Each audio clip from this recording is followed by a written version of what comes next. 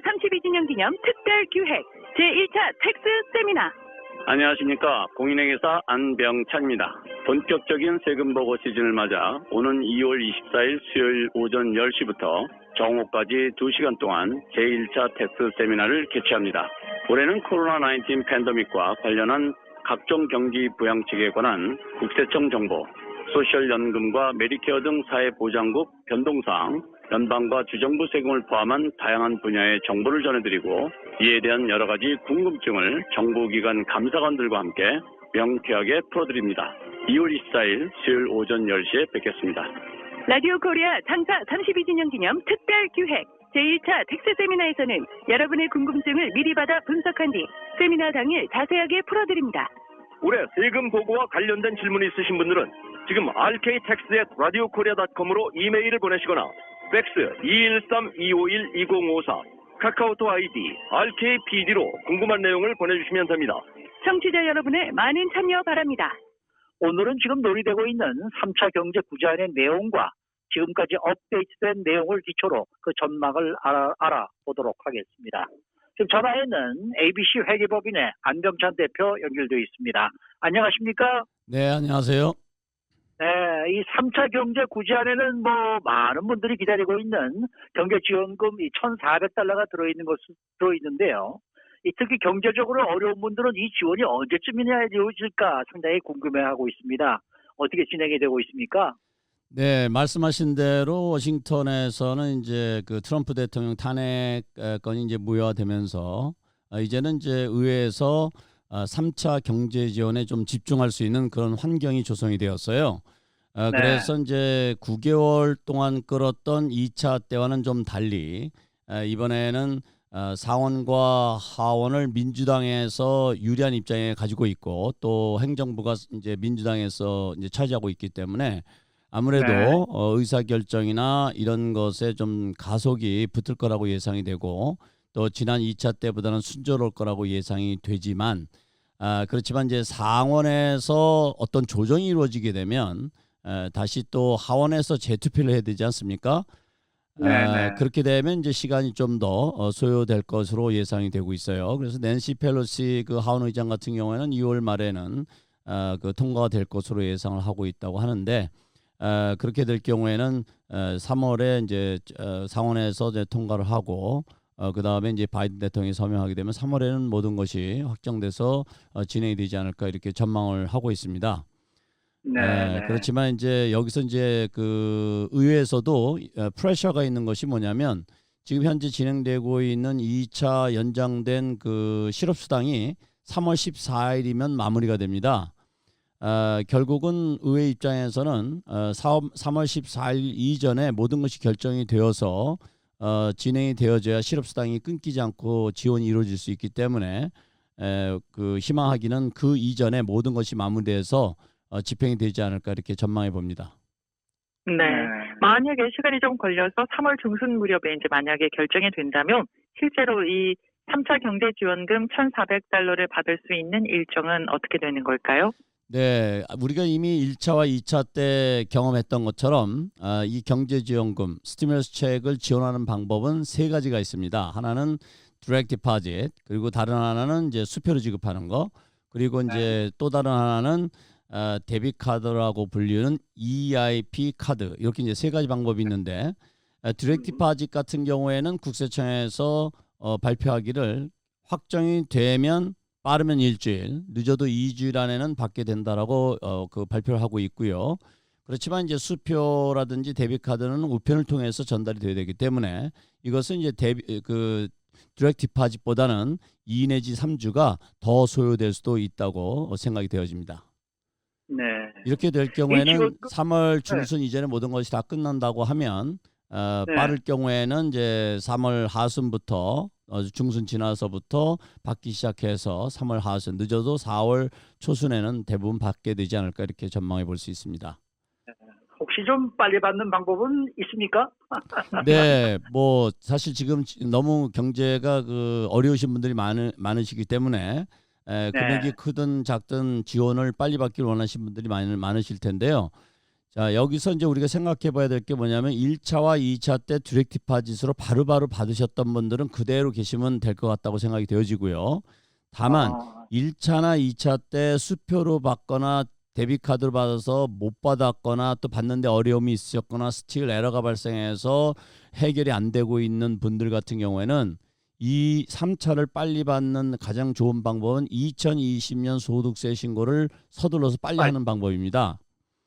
예, 왜냐하면 국세청에서는 가장 최근에 업데이트된 정보로 그 지급을 해주기 때문에 지금 그런 어떤 에러가 발생돼서 늦었던 분들은 무슨 이유이든지 간에 2018년, 2019년도에 소득세 신고한 정보가 부정확하거나 또는 국세청에서 가지고 있는 정보가 부정확하기 때문입니다. 그래서 2020년을 소득세 신고를 서둘러 신고하게 되면 신속하게 받으실 수가 있고, 이럴 때 주의할 것은 꼭 은행 정보를 제공해 줘야 된다는 거예요. 그래야 디렉트 디파짓으로 받을 수 있기 때문입니다. 네. 혹시나 또 데비카드로 받으시는 분들은 최근에 이 데비카드를 받았는데 정크 메일인 줄 알고 버렸다 하시는 분들이 꽤나 많이 계시더라고요. 그래서 이번에 혹시 데비카드로 받으시는 분은 반드시 우편물을 잘 체크를 하시고 열어보시기 바랍니다. 자, 이번에도 지난 1차 때와 마찬가지로 이제 소득세 신고 기간과 맞물려 있는데, 그래서 1차 때는 2018년 소득세 신고를 기준으로 한다고 했다가 2018년과 2019년 것을 기준으로 이제 지원 결정하는 것으로 변경을 했었는데요.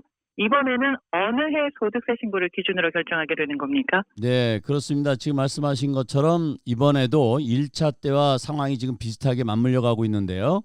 아시다시피 이제 2019년 소득세는 이제 대부분 마무리 지었지만 2020년 소득세 신고는 이제 신고하신 분들도 있고 준비하시는 분, 아직 못하신 분들도 많이 계실 겁니다.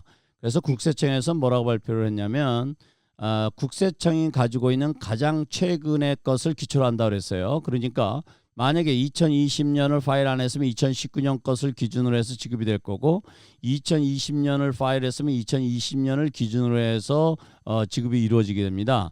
따라서 2019년으로 계산하면 본인이 불리하다고 하면 2020년을 서둘러서 신고하시는 것이 좋겠고, 반대로 2019년이 더 유리하다면 2020년을 좀 늦추는 것이 한 가지 방법일 수도 있겠습니다. 네. 이 3차 지원금을 받을 수 있는 자격 조건은 어떻게 되죠?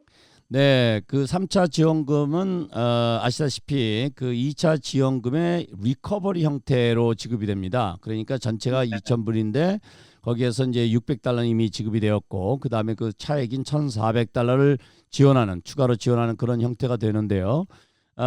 뭐 그 싱글의 경우 $75,000다, $50,000다 여러 가지 얘기가 있었는데, 지금 현재 진행되고 있는 것은 $75,000, 즉 2차 때보다는 조금 저소득층을 기준으로 해서 싱글의 경우는 $50,000, 부부의 경우는 $100,000를 기준으로 지급이 될 것으로 전망되고 있습니다.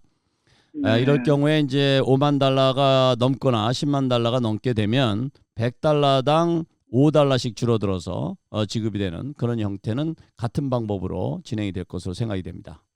네. 혹시나 세금 보고를 한 서류 미비자의 경우에는 혜택을 받을 수 있습니까?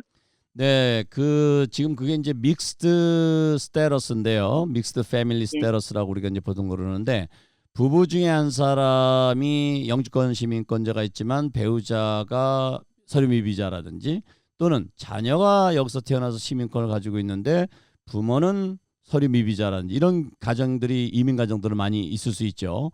이런 경우에도 지원이 가능하도록 이번에는 그 믹스드 패밀리 스테러스까지도 그 자격 혜택을 확대하고 있습니다. 그래서 그런 분들도 역시 소득세 신고를 하지 않으셨다면 소득세 신고를 해서 이런 혜택을 받는 것을 시도해 보시는 것이 좋다고 생각됩니다. 혹시 가족이 아니고 개인의 경우에도 가능합니까? 개인이라는 것은 싱글인데 서류 미비자, 이런 경우는 믹스드라고 하지 않죠. 그냥 그 서류 미비 그 신분으로 완전히 클리어하기 때문에 해당이 안 될 수도 있습니다. 여기 지금 세금 보고 했다고 하더라도요. 네? 세금 보고를 다 했다고 하더라도 그렇죠. 서류 미비자는 그렇죠. 안 된다.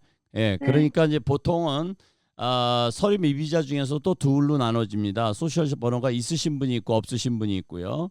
그래서 일반적으로 소셜 번호가 있으신 분들에게는 지급되는 경우도 있을 수 있어요.